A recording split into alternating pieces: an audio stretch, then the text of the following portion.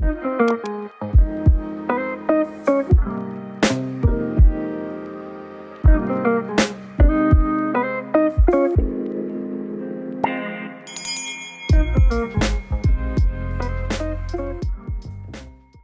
friends, welcome back to my channel and another Plan With Me video. If you're new here, my name is Jessica. I am a digital lifestyle creator living and working in Honolulu, Hawaii, and I write and make videos about life in my 30s, beauty, wellness, self-care, and more.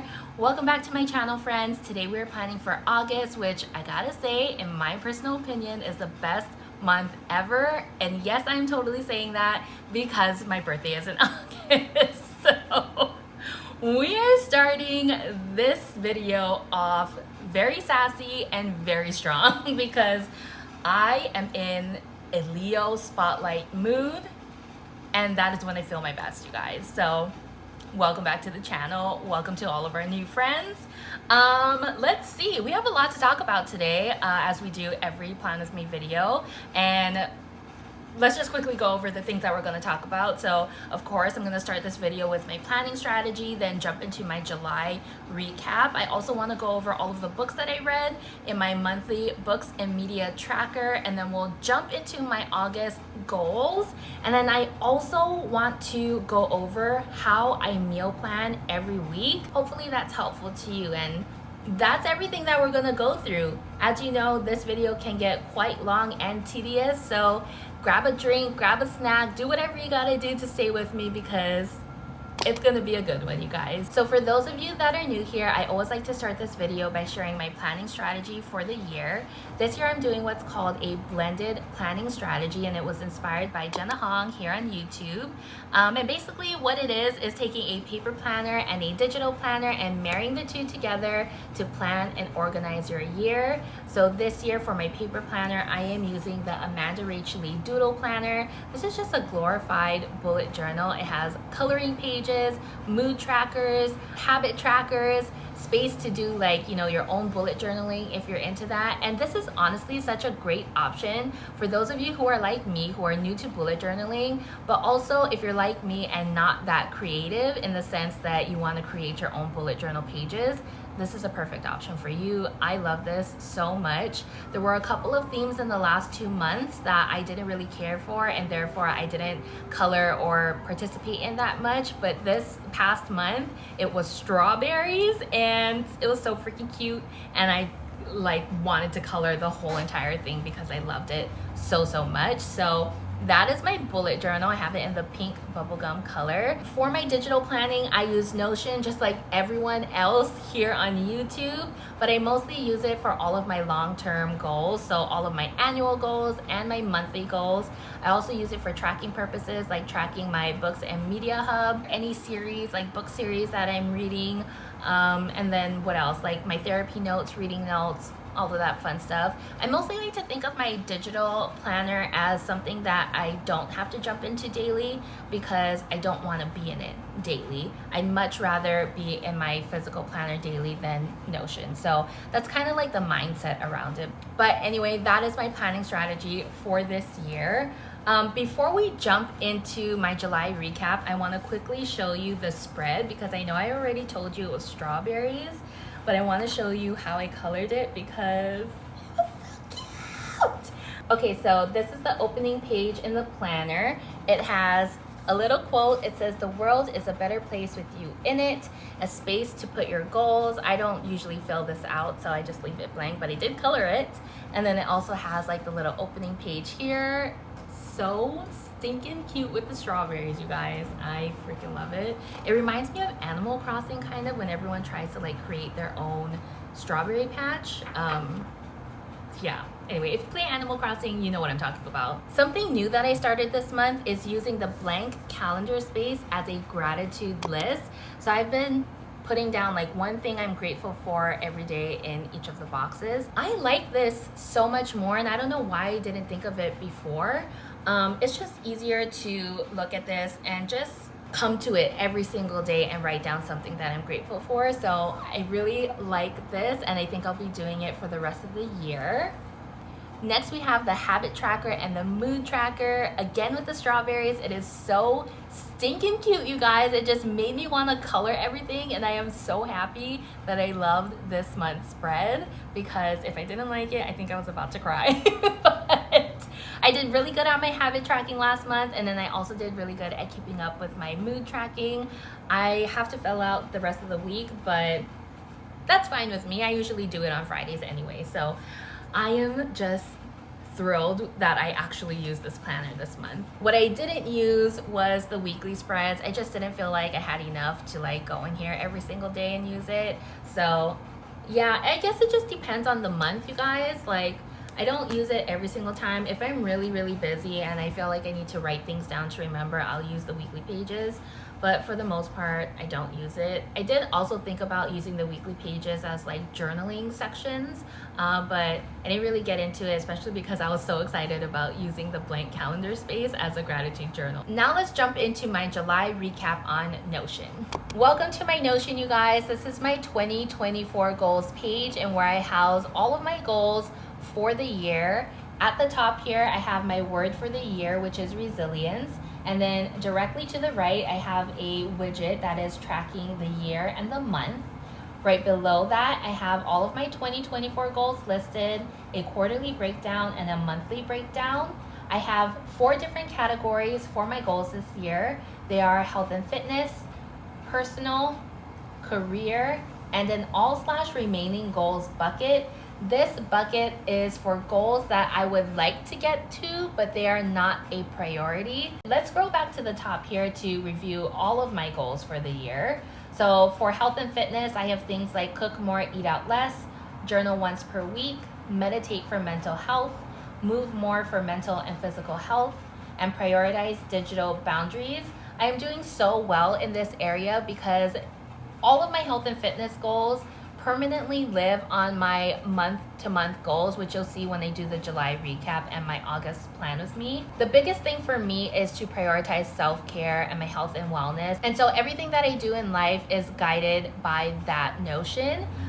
So yeah, all of these things contribute to that, and I am very happy with how it's turned out so far this year, because I feel like this year especially, I feel the most balanced. And I know that doesn't happen every single year, or it doesn't happen like every single month, but as long as I'm contributing to it and helping myself to get where I need to be self-care wise, then I feel like that's okay. And really, this works for me. I feel like when I start pressuring myself into things and, you know, start taking things outside of a self-care perspective, then I get really stressed out. But once I start like really filtering things through a self-care perspective, that's when I'm able to manage things and control things a little bit better. Running things or filtering things through a self-care perspective really helps me to pull back and realize that I'm the only one that I can control, and these are the things that I can control: my health and fitness, personal stuff, career, you know, all those other things. That's a very brief, I would say, overview of my health and fitness goals, but just know that I am contributing to them and they live permanently on my month-to-month goals list. Now let's scroll down to my personal goals. I have things like budget and track income, go on at least 1 date night per month with Angel. Angel is my husband, if you guys didn't know that, but he doesn't show up in the videos because he doesn't like to be on camera, but just know that he is here. He's not here right now because he's at work, but he is here. I have a partner. So next on my list is read at least 25 goals. I did add here a list of all the books I've read so far this year, just to help me visualize all the books that I've read this year, especially when I do this portion of my recap.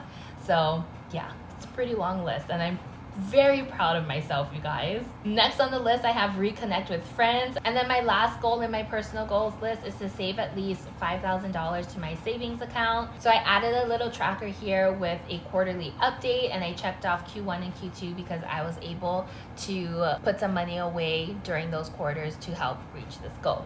Now let's scroll down to career. I have published 1 video per week to YouTube on Mondays. I'm doing pretty good. It's actually working out so well for me. I don't know why, honestly, but I really like it, and I'm not gonna question it too much. So Last month in July, I published 1, 2, 3, 4, 5. Technically, this is the 5th video of the month. I am very pleased that I am, doing so well in this area, because if you watch some of my older videos, I explained that I wanted to do YouTube for many, many years, and I waited a decade to actually do it because I kept holding myself back and thinking that I just wasn't ready. I didn't have all of the equipment and all of that stuff. So now that I'm actually taking it seriously and doing what I want to do, I feel so happy, you guys.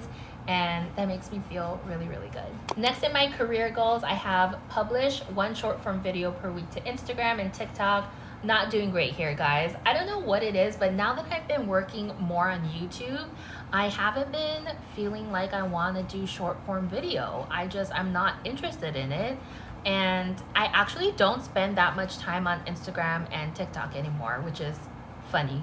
Mostly because I'm reading a lot, but also because I'm not finding anything interesting there. So that's just gonna stay on my career goals list, because I know it's something that I need to do for, this part of my career. But just know that I'm not doing well here. And then for my 9-to-5 job, I have a goal to start and stop my 9-to-5 job on time, no overtime. I mentioned this in my July Plan With Me video, that this time of year is my busy season, and it's been really difficult this past month to not work overtime. I've really had to step in and be like, Jessica, do not look at your email before it's time to work. Do not look at your email after after work is done. I feel anxious that I'm not doing enough. And I feel like that's all 9-to-5 jobs. You're just always feeling like you're not doing enough and you're not getting things done. But I actually do get things done. So I don't know why I'm tricking myself into feeling that way. So that's definitely been a challenge for me last month. And I really need to work on it in the coming months, because it's not going to get any better, honestly.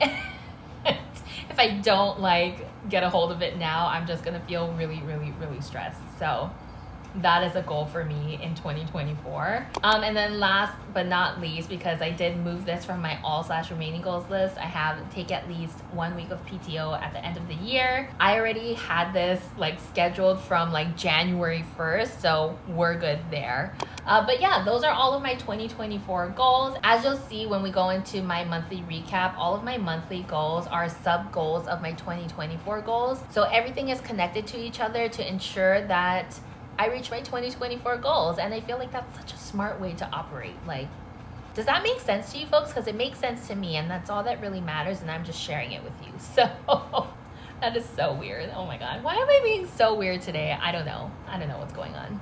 Now let's jump into my July goals recap. First up on the list, I have prioritize morning and nighttime routines for mental health. This is a standing goal on my monthly goals list because, like I mentioned in my 2024 goals, self-care is a priority for me this year. I did really well this year. I really honed in on making sure that I prioritize my morning and nighttime routines, because the last couple of months things have kind of been up in the air, just doing it willy-nilly whenever I had a chance. But I made sure to prioritize these routines during July because I was starting to feel a bit overwhelmed by not prioritizing my self-care. Next on the list, we have read one new book for my TBR list, and I actually added a little parentheses here that says book stack because I did not clarify that in the last video. So for those of you that are new to the bookish community, TBR means to be read, and it's basically the books that you want to read in life ever. My current TBR list, my overall TBR list, is 255 books long. Will I ever get to all of those books? Who knows? But that is my TBR list. But I put in parentheses here book stack because in May and June, I did a huge book haul when I went to Barnes & Noble in California. I didn't go to California just to go to Barnes & Noble because we have Barnes & Noble here in Hawaii. But we went to California to go to the LA County Fair, and I just so happened to go to Barnes & Noble while we were in California. And I bought 9 books, you guys. That is wild. I've never bought that many books in a month before, and I don't know what was happening to me. So that's why I have read one new book from TBR list, parentheses, book stack, because after buying all of those books, I kept buying more books when I got home, and my actual physical book stack was so high that I was starting to feel overwhelmed that I couldn't read all of those books. So I put myself on a book buying ban for the month of July, and I made it a goal to get through my physical book stack, and I did so well, you guys. I actually cut my physical book stack in half, and I'm so excited because now that it's like dwindled down a little bit more, next month I can go and buy more books, and then I'm definitely treating myself to books for my birthday. I'm so excited about it. Here are some of the books from my book stack that I've read. Funny You Should Ask by Alyssa Sussman, Twisted Love by Anna Huang, and Powerless by Lauren Roberts. I actually just finished that one last night. And then I have 3 other books that I read on my Kindle that are part of my TBR list, but they're not in my physical book stack because I couldn't buy books, but I did find them through the library or through Kindle Unlimited. So I have The Ballad of Never After by Stephanie Garber, A Curse for True Love by Stephanie Garber, and Heartless by Elsie Silver. I will talk more about these books in my books and media tracker section, but I am so happy to report that I read not only 1 new book from my book stack, but 3 books from my book stack, and then 6 books from my TBR list. So we are doing so good on reading, you guys. I love it so much. Next in my personal goals, I have set up July budget trackers, which I did. Dedicate 15 minutes per week updating my July budget trackers, which I did. Declutter yarn baskets and cart to use as a book cart. I'm gonna put a little clip of what I did here. So I put this on my list because I was actually using my book cart as a craft cart. And since I haven't been crocheting as much, I really wanted to clean it up and utilize it to showcase my books, because my books were just sitting here under my window and it's probably not a good place to store them. So I wanted to put them on the book cart so they have a nice place to live. And now I cleaned up my book cart and the books have a nice place to live. So I'm happy that I actually did that. I actually did that this past week. I waited till the last possible minute to get it done. Scrolling down to my health and fitness goals, I have drink 80 ounces of water per day. I checked this off, but I do want to share that I didn't do this every single day, and I said this also in my July Plan With Me video, but I did this on most days, and I feel like I really upped my hydration day to day, so that's why I ended up checking it off. And then I also have planned meals in my weekly meal planner and stick to it. I did really well here, and I'll go over this more later in the video because I wanted to show you guys how I actually use my weekly meal planner. And then last but not least, for my career goals, I have prioritize work-life balance, start, stop, work on time. We did very good there for the most part, I would say, but again, I had some issues in some areas and feeling like I wasn't doing enough, and then feeling like I had to work overtime. So we will work on that in August, but yes, I did do it for the most part. And then we have dedicate 1 hour per week to content planning. You guys, I am solid here. I have content planned through pretty much the end of the year. I have some pukas to fill in November and December, but we are doing really good. I don't know what it is with the thumbs right now. It is just a thing right now, but we're doing thumbs and we're doing finger guns apparently. So that is that. And then last but not least, we have dedicate 1 hour per day to editing videos. Now, I did not edit 1 hour per day this month.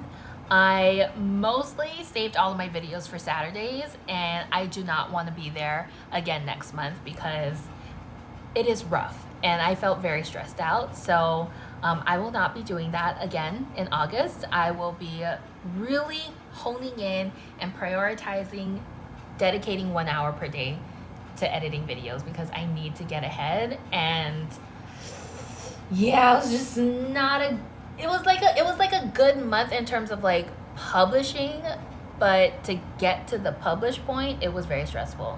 And after doing so well in June, it did not feel good for me in July operating that way. So I need to do better there. But yeah, that is the recap for my July goals. Now let's jump into my books and media tracker because I know that's why you guys are all here. Welcome to my books and media tracker, you guys. This space has changed so much over the year and I'm so happy. It is like my happy place. It makes me feel so good every time I look at it. But let's scroll down to July here and go through all of the books that I read throughout the month. We'll start with Funny You Should Ask by Alyssa Sussman. I read this book at the beginning of the month and I rated it 3 stars because it just wasn't for me, you guys. Like, it was written in a one-person point of view, and I feel like for the person's point of view that this was written in, I did not know anything about the person when I finished reading this book. It just felt like a huge missed opportunity to me, and I didn't exactly hate it, and I didn't exactly love it, and that's why I ended up rating it 3 stars. That is Funny You Should Ask. Honestly, if you asked me, I could not tell you what it's about at this time because it did not leave a memory trace in my mind about it. Like, it just wasn't memorable to me. After Funny You Should Ask, I read The Ballad of Never After by Stephanie Garber. This is the second book in the Once Upon a Broken Heart series. I ended up rating this 4 out of 5 stars, you guys, and I read it on my Kindle. That's why I don't have the physical copy. And it was just such a good book, you guys. Like, you guys know my issue with Once Upon a Broken Heart. I did not like Evangeline. I didn't like the whodunit theme. But The Ballad of Never After, you guys, it was freaking awesome. It was twisty. Evangeline grew up a little bit more. Jax was in it more. There were vampires. There was biting. There was like weird stuff happening, and it was so good. It left me on the edge of my seat. It left me screaming. That is The Ballad of Never After. I was really pleased that it turned out well. And, you know, because I don't know if I would have read A Curse for True Love, which is the 3rd book in the series, if the 2nd book in the series wasn't that good. We're gonna get into A Curse for True Love in a couple of books, but right after The Ballad of Never After, I read Twisted Love, which if you look at the top of this list, I have Twisted Love listed as a DNF from January 30 to February 5th. And that's because I tried to read this book at the beginning of the year, but I just was not into the writing style, and so I DNF'd it.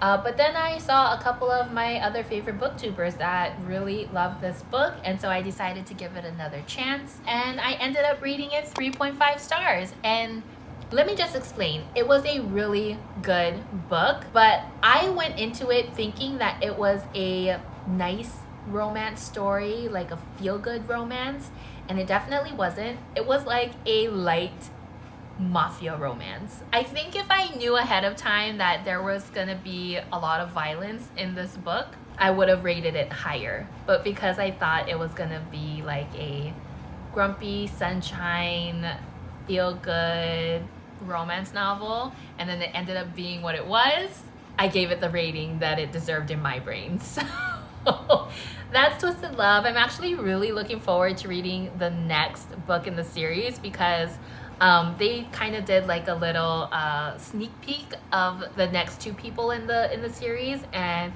it sounded very interesting to me. So I'm here for it, and I can't wait to read the next book in the series, you guys. After Twisted Love, I started Powerless by Lauren Roberts, and I actually started it, then I stopped it to read A Curse for True Love because A Curse for True Love came in through my library through Kindle, and I can't read 2 fantasy books at the same time. I just get confused. So I stopped Powerless to read A Curse for True Love, and I ended up rating A Curse for True Love 3.5 stars. I was a little sad about it because, you know, The Ballad of Never After was just so good, and I was really hoping that A Curse for True Love would be better than The Ballad of Never After, but it wasn't. Oh, okay, I know what it was. I felt incomplete at the end because there were a lot of characters in the story throughout the series, and they just kind of like disappeared, you know, as the story went on. So I kind of felt incomplete there. And then also, we never learn what the apples meant. Like, why was Jax eating so many apples? I was really hoping that it would be something, like, because especially since he was eating different colored apples, I thought the different colored apples meant something. Also, Apollo is absolutely psychotic in this book, and I think if he were like I don't know. I don't know what I'm gonna say, honestly, because there's nothing good that can come from this. And yeah, I rated A Curse for True Love 3.5 stars. I am not great at explaining my ratings for things. I just know that these are the ratings that I want to give them. That's where I'm at right now. After A Curse for True Love, I went back into Powerless, and I just finished reading this last night. I'm not sure what I'm gonna rate it yet. I'm kind of in between a 3.75 and 4 stars, but kind of more leaning toward 3.75. I really enjoyed the beginning of the book. I really enjoyed Peyton and Kai, who are the main characters in the book, and their banter and their dialogue with each other. Lauren Roberts' descriptive writing is so beautiful. Like, I inked my highlighter dry, highlighting all the areas Kai describes Peyton. I was like, boy, are you okay? Because I think you're in love. It was just so sweet. And Lauren Roberts does a wonderful job at sharing how Kai views Peyton. It was so beautiful. And so yeah, that's kind of where I'm at with this rating. I'm still, I have to let it sit a little bit longer, but I did like Powerless because it was YA.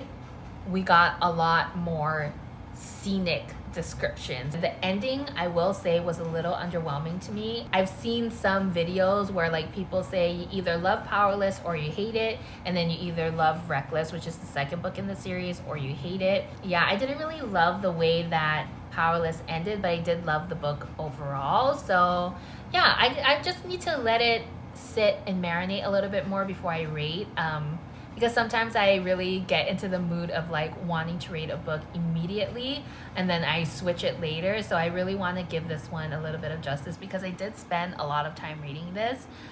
Right now, I currently read at least a book every 6 days, but Powerless took me about a little over 2 weeks. So I really want to make sure I give the rating a little bit of justice and thought. And then I am currently reading Heartless by Elsie Silver. Like I mentioned, Heartless is the second book in the Chestnut Springs series. You guys know that Flawless is my favorite book so far. I mean, it's the first book in the Chestnut Springs series. I just love Rhett Eaton. He is my book boyfriend, and I love his love for Summer, and I love the way Summer loves him, and it is just beautiful. Going into Heartless, I know everyone loves Heartless because it's a single dad trope, age gap trope, and for me personally, when you do single dad trope and there's a kid involved, the kid has to be just as lovable as the single dad and the relationship that is building there. And they have to be a certain age for me to like it. For example, The Nanny. I can't remember who wrote it, but I ended up actually DNFing The Nanny because the kid was too old in the story and it felt a little weird to me. But Luke, who is Cade's son, is just 5 years old, and the things that he says is just so cute, and it makes you love him that much more. So yeah, Elsie Silver knew what she was doing when she did the single dad trope and made the kid 5 years old. That is all I'm going to say about that. I am loving this book. It is fast-paced, and even though I'm not done now, I'm pretty sure I'm going to finish it by this weekend. Now let's jump into my August goals. Before I do that, I want to share with you the August spread in my doodle planner. It is seashells, and I think it's super cute. So this is the spread for August in the doodle planner. It says good days ahead, and it has like all these seashells, starfish, a little floaty here, and it looks super summery and so cute. And then this is what the month page for August looks like. Love it. And then this is what the blank calendar looks like. As I mentioned, I'm going to use this as my gratitude journal moving forward. And then this is what the habit and mood tracker looks like. I am really excited to fill out the mood tracker because it is a beach blanket, and I can't wait to see what all of the colors look like. This kind of reminds me of a temperature blanket, which is like a crochet or knit style blanket that people like to do based on the temperature every single day. Now let's jump into my August goals in Notion. I only have one main goal next month, and it is to be present and enjoy my birthday month. I turn 33 next month, and I have some feelings about it, but I'm mostly trying to be happy about it. Some of my feelings are sad because there's like all of these societal pressures that are starting to pressure me, and it kind of feels like it's choking me. And I'm not gonna cry because we're not gonna cry. But I just want to enjoy my birthday and enjoy turning 33. You know, I made it another year, and that's all I can really ask for. Life is crazy right now, and I just want to spend time with the people that I love and that love me and make memories with them, because that's what matters most in life to me, you know, all of that stuff. And I want to spend it with people that want to spend time with me. And I want to remember it. And that's one of the lovely things about starting YouTube this year. You know, even though I wanted to do it 10 years ago, I feel like maybe now is the perfect time that it was supposed to happen, because it makes growing up, especially in my 30s, that much sweeter. And it really, I don't know, it really gives me an opportunity to remember that it's okay to start again at any age. So that's my main goal for August. We have finally made it to the end of this Plan With Me video. I feel like I've been talking forever. My throat feels hoarse right now. So I can't wait to drink a lot of water after wrapping this video up. But this is my weekly meal planner. I wanted to quickly go over this with you folks because I posted to Instagram stories last weekend that we were utilizing a meal planner to help us stay on track financially, but also cook more and eat out less, which is one of my 2024 goals. So this is how I set it up. I set it up in Notion. I have a little note here about the 80-20 rule. I kind of follow this, but it's not a hard and fast rule. So the 80-20 rule is eat 80% nutritious and then 20% fun foods, which is like pizza, chips, cookies, all that fun stuff. So again, not a hard and fast rule, but I do try to follow it the best I can. And then below this, I just have a table, simple table with the days of the week on the left, the meal breakdowns in the middle, and then the shopping list for whatever I need to shop for. So this is just an example of what my meals for the week for July 28th to August 3rd might look like. So Sundays, I really want to eat breakfast burritos this weekend, so I put breakfast burritos here. I don't know what we're going to do for lunch because we're going to go out to see my uncle, so we may grab lunch on the way out. And then dinner, not quite sure because we don't know how late we're going to stay with my uncle, so I just left that open. Monday through Friday is pretty much like the same. It stays the same throughout the week. The breakfast and lunch really covers only me, not my husband. My husband is responsible for his own breakfast and lunch options.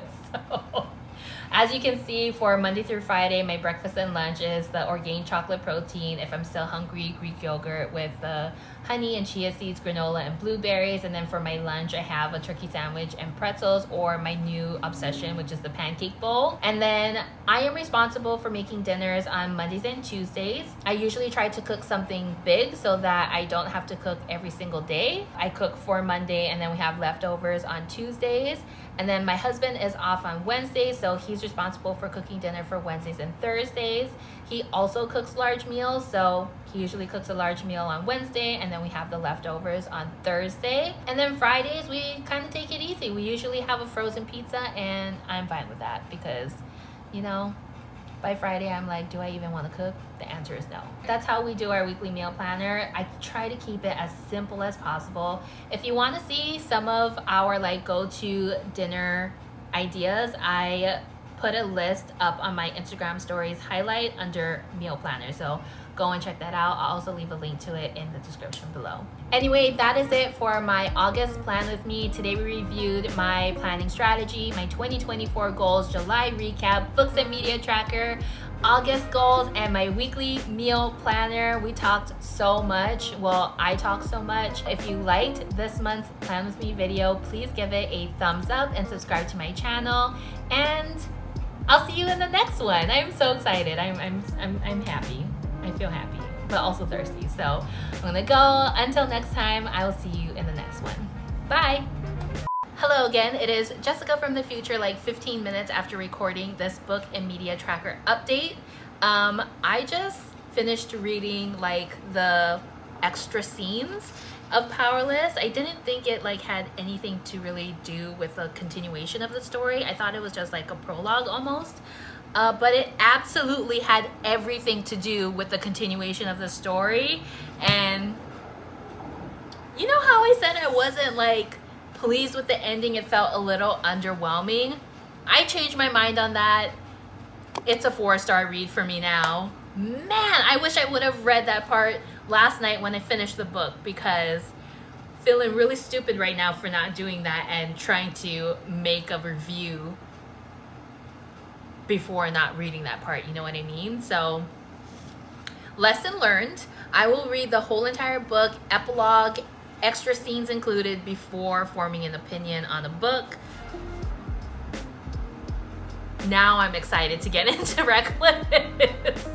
I wasn't that excited before, but I knew I was going to read it. But after reading that extra scene, like the ending of it, you guys, I'm so excited. So, okay, that is it.